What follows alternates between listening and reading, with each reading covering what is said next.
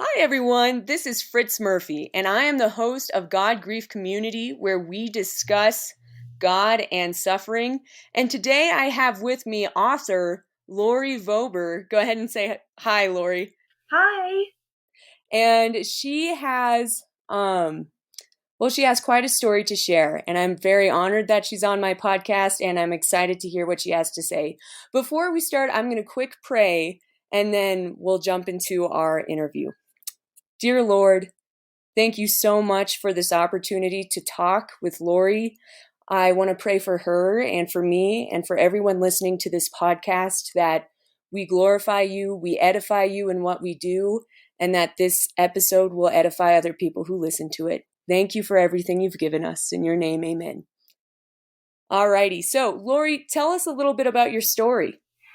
Thank you, Fritz. I so much appreciate you giving me this opportunity to share with you and share with your listeners. And Of I, course. I so much appreciate it. So, my story actually goes back about 20 years to when I was age 29. My Mm. husband and I were almost married 5 years. We were just shy of our 5th-year wedding anniversary when I suffered a very massive stroke called an intracerebral hemorrhagic stroke. It was Wow. caused by a malformation of blood vessels on the right side of my brain that was never detected. And Oh my I word. was actually working at our church at the time, which was God's provision in the fact that my background was marketing and sales. And 3 weeks prior, I had made a major job change from corporate America working at the airline industry to a position as the office manager of our church. We had been Wow. trying to start our family and had not been successful yet. And we thought that with this job change, it would lower my stress, lower my travel, and that would help our family planning. In hindsight, I think it saved my life, and it was part of Wow. God's plan for me to make a career change. I thought for family planning purposes, but God Yeah. had other plans in the fact that He safely secured me in a new career environment that day that I had my stroke. But I Oh started my feeling word. ill that day and called my husband, and he advised me to call my parents, who actually had moved 18 months earlier to be closer to us in Minnesota. And they were closer to the church than my husband was at home. And so they met me at the church. And it wasn't long that I actually lost consciousness. Actually, before I even went to the hospital, I lost consciousness. Um, Wow. I underwent a 5-hour brain surgery that night to stop the bleed. And I woke up 17 days later out of a drug induced coma, completely paralyzed on the left side. Oh my Um, word. so that started a whole new adventure. And I was in the hospital for a total of 2 months. We went through one more brain surgery where I underwent another 10-hour brain surgery to remove the malformation so that another stroke would not happen. And then my world of rehab officially started, and I learned how to start from the very beginning, to sit up and eventually stand and eventually walk again with assistance. And I Wow. went home 2 months later in a wheelchair. And we went home and went to live with my parents. Our house had stairs, and I was not able to maneuver those stairs, so we went to live with my parents, my husband and Mm. I. And soon after I got home, my husband worked also in the airline industry, and because of September 11th and the downsizing of the aviation industry, he lost his job. And Wow. so that was challenge number two. Hit us Yeah. quite quickly. And but God again um, was right there with us, and we Mm. found a new opportunity in Arizona. And so we moved in July of that year. That would have been of 2003. We moved our family to from Minnesota to Arizona, and I found an amazing rehab facility in Arizona, and I Mm. contribute most of my recovery to that neuro facility, and that's where my recovery really started. Is when I got to Arizona, and so I'm just so thankful that we moved when we did, and I got the help that I needed, and Hmm. I was on the road to recovery from there. So God has a plan for each of us. It doesn't always look or feel like He does, but if we keep our eyes on Him, He definitely does have a plan, and we just have to keep at it and persevering one step at a time. Amen. Yeah, that sounds like a lot of changes in a short amount of time, but it sounds like you handled it well and graciously. That's wonderful. Alrighty. Well, what has been helpful in your journey of healing? Well, I was very independent prior to my stroke, and Mm. soon after we arrived here in Arizona, my brain started interacting with the scar tissue from the stroke, and I developed epilepsy and seizures. Oh. So that was actually challenge number 3 was developing epilepsy, and Oh. so it took me quite a while to become independent again. And so between rehab and the epilepsy and the stroke recovery, my biggest motivation was to become independent again and become social again, Mm. and become um, uh, have the ability to start fellowshipping and connecting with others. And that was just so important to me because that Mm. was such a part of our life prior. And when we moved, we just did not have that ability, and no one knew the pre-disability me. Yeah. Everybody knew the new me, and so uh, it was.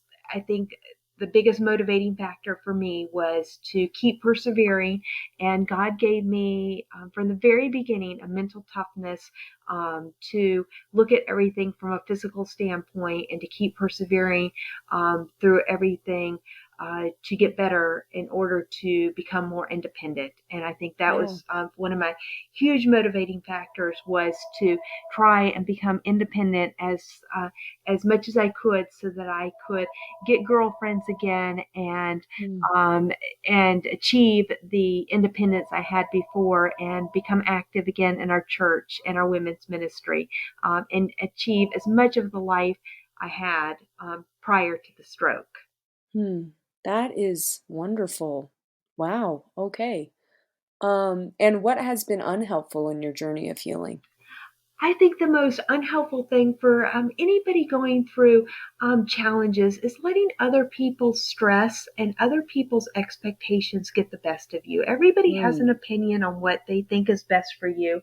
And that is so easy to let that take over. And I think, Mm. especially social media today, is such a part of everybody's lives, and that it can be for the positive and it can be for the negative.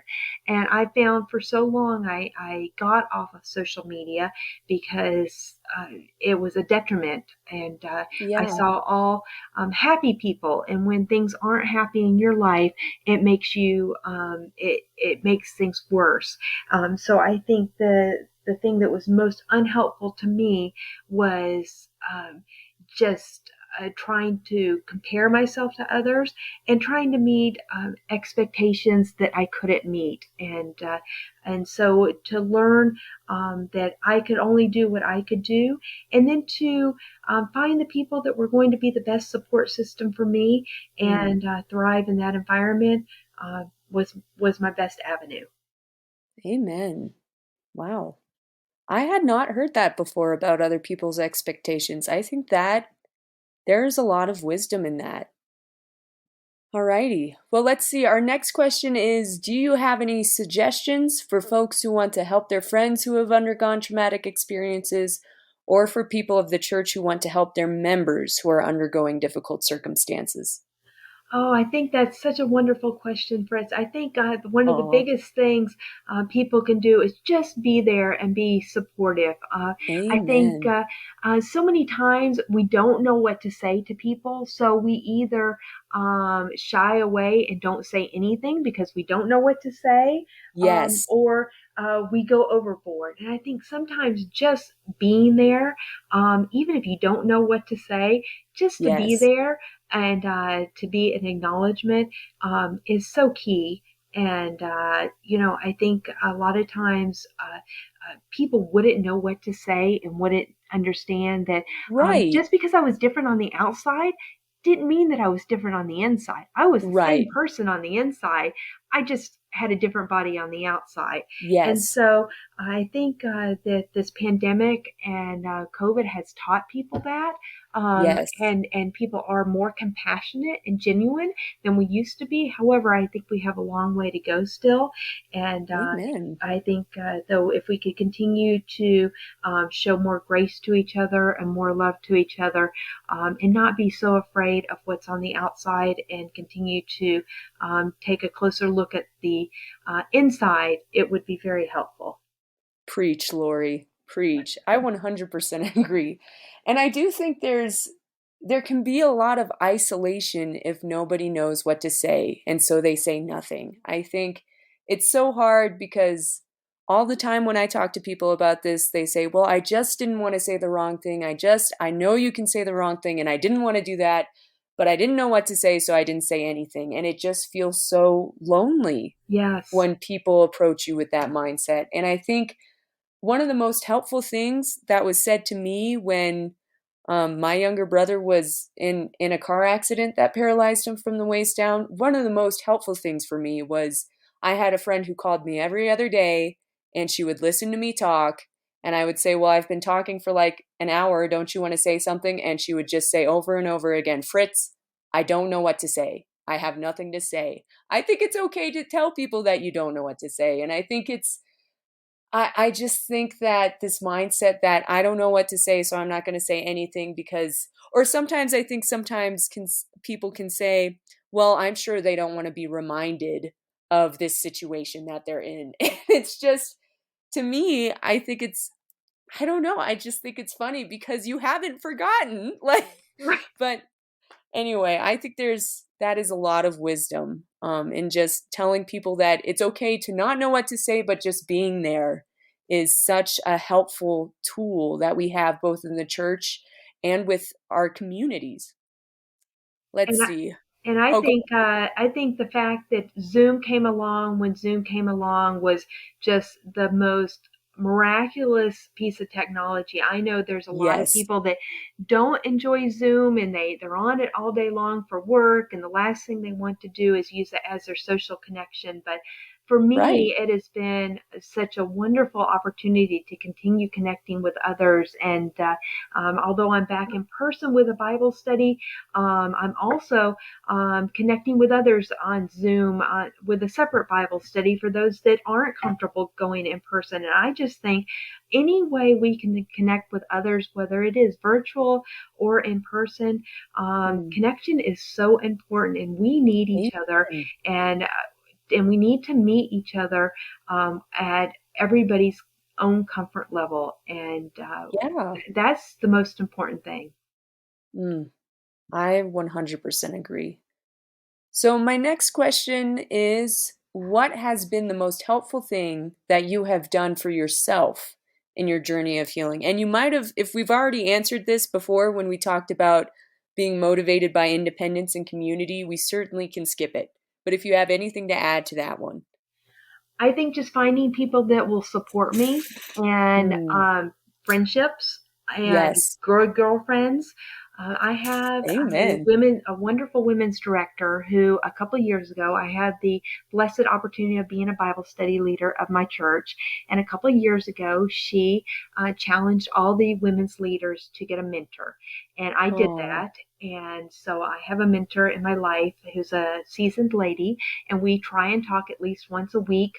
And we have for 2 years now. And it has been the most wonderful experience. And God has also blessed me with my Bible studies of only matching me up every time a Bible study starts again with seasoned women. And I think He's mm, done that on purpose. And He knows that I need those women in my life to pour into me versus younger women right now or women of my age. And I think just having those women friendships has been such an amazing support system. And I have a fabulous husband. We'll celebrate 24 years of marriage next month. Oh, Uh, congratulations. Thank you. But men are different, and men think black and white, and men like to fix things, and there's a lot of things that just aren't fixable. And Right. so I don't need to fix it all the time. I just need someone to listen to me. And my girlfriends are the ones that can support me and listen to me and not Mm. fix it. That's, I think everybody needs some good girlfriends in their lives. So I am a huge component of girlfriends and mentors. Hmm. That is wonderful. I 100% agree. Community is one of the biggest healing factors I have found uh, when when going through any suffering.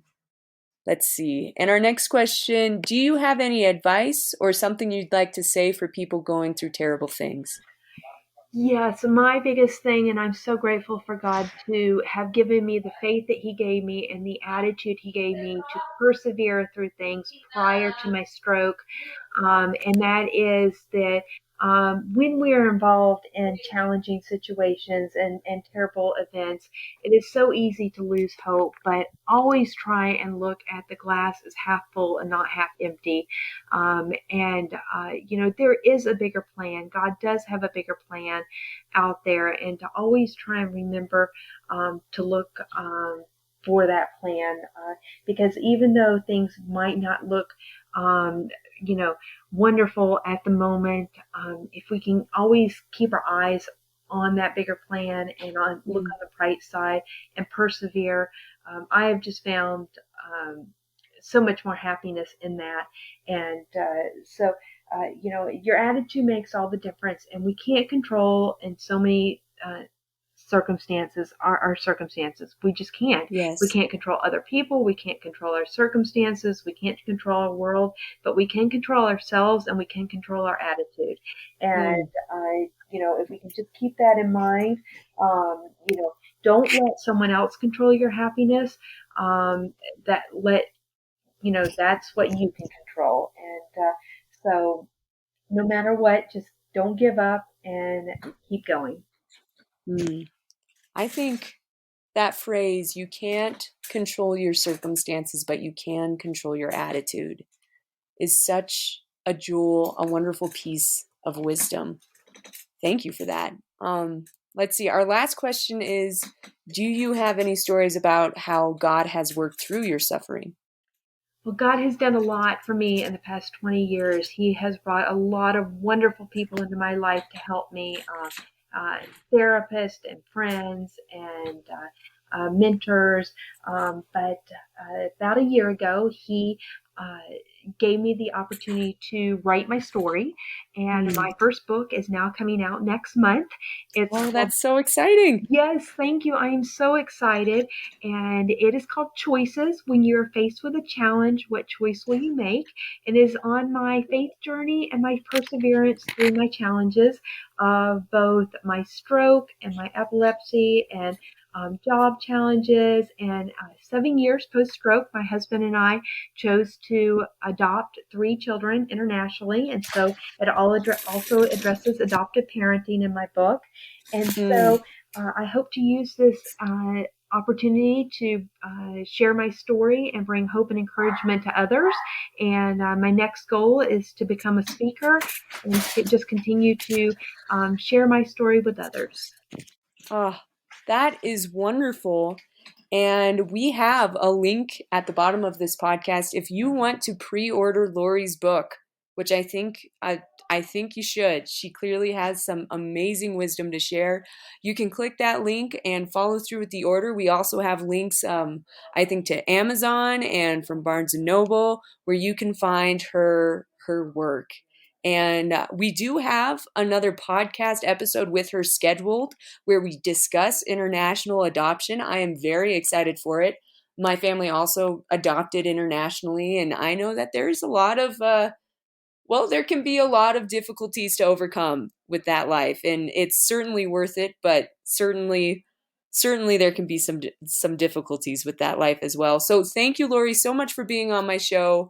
Make sure you order her book. Make sure you like and subscribe this episode, and we will see you all next week. Thank you so much, Fritz. Again, thank you so much for this opportunity. I really appreciate it. Of course. Alrighty. Bye, folks.